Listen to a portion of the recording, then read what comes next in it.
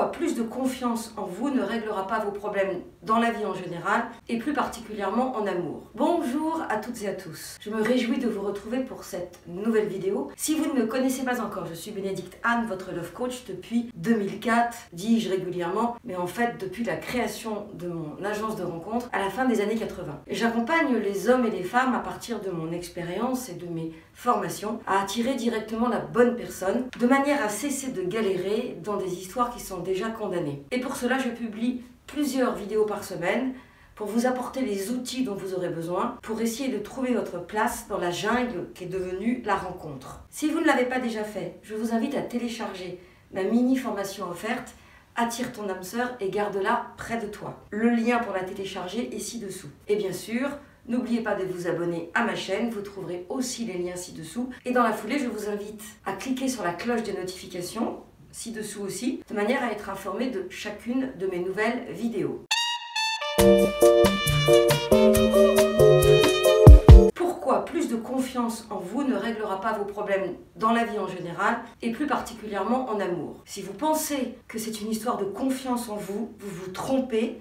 Et surtout, vous partez dans une direction qui va vous éloigner de votre objectif. J'ai déjà fait un sujet là-dessus que j'ai appelé coup de gueule parce que je suis assez agacée de voir que tout le monde vend des formations pour retrouver la confiance en soi et qu'on vous explique que la confiance en soi est la clé de vos problématiques. Or, pour moi, le manque de confiance en soi, c'est la partie visible de l'iceberg. Ça veut dire que ce que vous croyez être un manque de confiance en vous n'est en fait que l'expression de symptômes qui devraient, si nous faisions un travail ensemble, nous amener à la source de vos problèmes. C'est tellement plus facile de vous faire croire que c'est à cause de ça que ça ne va pas dans vos vies, que personne n'a envie d'aller voir dans les tréfonds de son histoire. Alors je ne vais pas vous faire un cours sur l'estime de soi, la confiance en soi. On va faire quelque chose de très simple. On va regarder comment s'exprime le manque de confiance en soi théorique. C'est-à-dire ce que finalement on vous propose de résoudre pour que vous soyez des personnes heureuses et épanouies. La première chose en général, ce sont des peurs. Je n'ose pas faire ceci, je suis timide, je ne prends pas ma place, je me fais écraser au travail, je ne sais pas dire non. Lorsque ma mère me demande toujours à moi, alors que j'ai 5 frères et sœurs, de faire le taxi pour l'emmener à l'hôpital, alors que c'est pris en charge par la Sécu, je ne sais pas m'y opposer.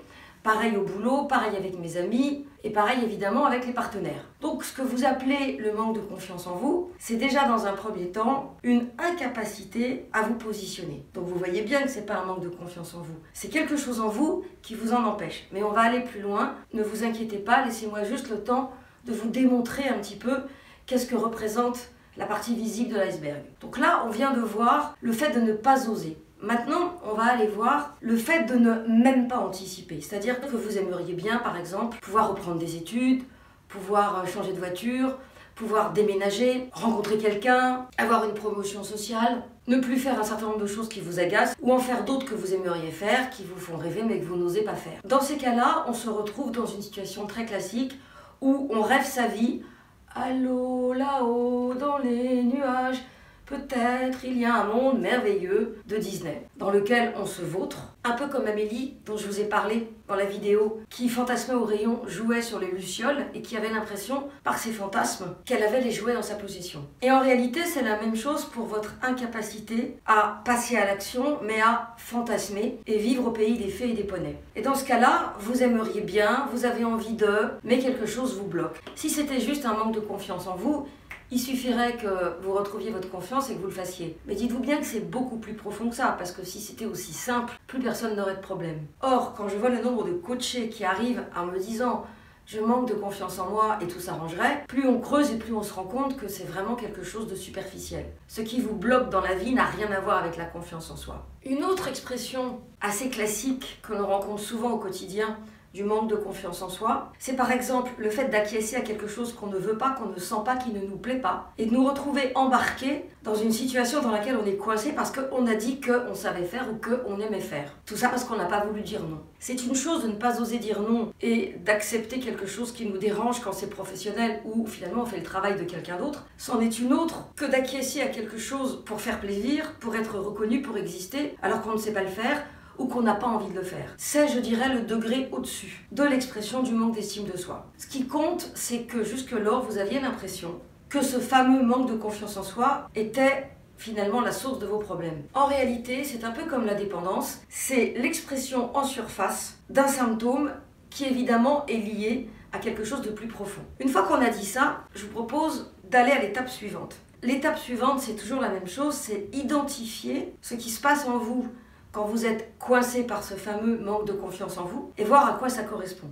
Généralement, ça correspond à des postures que vous avez développées dans l'enfance suite à des situations pas cool, des traumas par exemple, et vous avez donc développé des traumatismes, vous avez développé des modes de survie, et ces modes de survie vous ont dit on va faire profil bas, on va raser les murs, on va rester à sa place pour ne pas renchérir et avoir plus de problèmes. Ce qui n'était pas forcément une mauvaise chose. Quand vous avez vécu dans une famille toxique avec des gens sadiques, vicieux, ou qui avaient besoin d'un punching ball et qui avaient donc besoin de chercher la faille et la fragilité pour vous enfoncer, le fait de se comporter en enfant parfait et de raser les murs et de ne pas se faire remarquer était peut-être une solution pour échapper à des coups. Personne ne remet ça en cause. Simplement, ce qui vous a sauvé la vie autrefois, à l'aune de celui ou de celle que vous étiez, n'a plus lieu d'être aujourd'hui. Et le souci, c'est que vous vous comportez en tant qu'adulte avec des réactions qui reviennent de très loin et de très très très profond et qui finalement ne sont pas du tout adaptées à la réalité sociétale dans laquelle on vit aujourd'hui. Alors tant que vous croirez que le manque de confiance en vous est la clé de vos problèmes, tant que vous ferez des exercices pour respirer, pour vous dire que vous êtes bien, que vous êtes quelqu'un de bien et que vous répéterez des mantras, ça peut effectivement vous aider. Il y a plein d'outils qui peuvent vous aider. Louise Hay par exemple, le EFT. Ponctuellement, ça peut vous aider. Je connais des gens qui ont pratiqué les outils que je citais dans mes livres. Et je pense à un livre en particulier dans lequel j'ai cité beaucoup d'outils. Et ça a marché pour eux. Alors pourquoi ça a marché? Peut-être parce qu'il y avait déjà eu un gros travail, peut-être parce que le blocage n'était pas si profond, peut-être parce que le fait d'y croire a suffi. Fort heureusement, il y a évidemment des outils qui fonctionnent et qui aident les gens. Moi, j'ai quand même vu beaucoup de gens revendiquer ces outils et avoir des vies nazes qui ne correspondaient pas du tout à ce qu'ils étaient supposés vivre. Et avoir aussi des comportements qui n'étaient pas du tout ceux que ces personnes auraient eu si finalement les outils avaient fonctionné. Donc je crois qu'il n'y a pas de règle, mais il y a une chose qui est certaine, c'est que si vous avez beaucoup travaillé sur vous, et si ça fait des années que vous travaillez sur vous et que vous utilisez tous les outils du monde et que rien ne change, et que vous êtes toujours en train d'avoir les pétoches quand il faut aller draguer une fille, quand il s'agit de prendre une décision, quand vous avez du mal à aller voir la RH pour pouvoir changer de métier, quand vous ne savez pas dire non à une personne avec laquelle vous avez vécu 5 ans parce que cette personne ne vous plaisait pas mais vous n'avez pas voulu lui faire de mal, il est temps de vous poser les bonnes questions. Et les bonnes questions, c'est quoi? C'est simple. Voilà ce que j'ai envie de vivre, là-haut, dans mes rêves, dans mes fantasmes. Voilà ce que je vis. Il y a donc un décalage entre le fantasme et la réalité. Qu'est-ce que je mets en place pour pouvoir avancer dans mon projet de vie? Je vais tout mettre en place. J'aurais tout fait, la PNL, la T, les machins, les trucs. Mais concrètement, rien ne change. Alors si rien ne change, si vous êtes toujours complètement congelé face à une situation, c'est que vous n'avez pas été à l'endroit où ça fait mal. Et l'endroit où ça fait mal, c'est toujours la même histoire. C'est celui ou celle que vous étiez, qui n'a pas été entendu à l'époque et qui se manifeste à travers des situations pas cool pour que justement vous ne l'oubliez pas. Et vous ne voulez pas y aller. C'est pour ça que vous allez acheter 50 bouquins sur la confiance en soi pour ne pas aller voir celui ou celle que vous étiez parce que ça fait mal. Et je vous le dis à longueur de vidéo, c'est un travail que vous ne pouvez pas éviter. Et finalement, quand vous commencez à rencontrer celui ou celle que vous étiez, oui, il y a de l'émotion, c'est vrai. Oui, il y a des pleurs, c'est vrai. Mais après, waouh, c'est tellement plus léger. Et parfois, il faut y revenir. Mais il ne faudra pas y passer 50 ans. Rassurez-vous. C'est toujours là que vous êtes conviés à aller. Parce que c'est à la source des blocages que l'on doit aller. Si on reste en surface dans la confiance en soi, l'estime de soi, le développement personnel, vous savez, je connais ça par cœur. Hein. Avec les Cafés de l'amour, j'ai reçu tous les auteurs de développement personnel. Parfois une fois, parfois plusieurs fois. Et j'ai assisté à je ne sais pas combien de stages. Et encore aujourd'hui, je me forme. Eh bien, c'est ça qu'il vous est demandé. Vous avez juste besoin de trouver un thérapeute qui vous aide à vous sentir mieux par rapport aux situations qui vous bloquent. C'est aussi simple que ça. Et la confiance en soi, si vous la considérez comme un symptôme et non pas comme une cause, vous allez pouvoir justement en sortir de cette espèce d'ornière pour aller voir, en changeant de lunettes, qu'est-ce qui existe de l'autre côté. Et vous, est-ce que vous avez longtemps cru que le manque de confiance en vous était la raison de vos échecs? Est-ce que vous avez réussi à la retrouver? Et comment avez-vous fait? Dites-le moi dans les commentaires, je serai ravie de vous répondre. Merci d'avoir regardé cette vidéo jusqu'au bout. Merci de la liker si elle vous a plu, de la partager si vous pensez qu'elle peut aider des personnes de votre environnement. Et à très vite pour une nouvelle vidéo.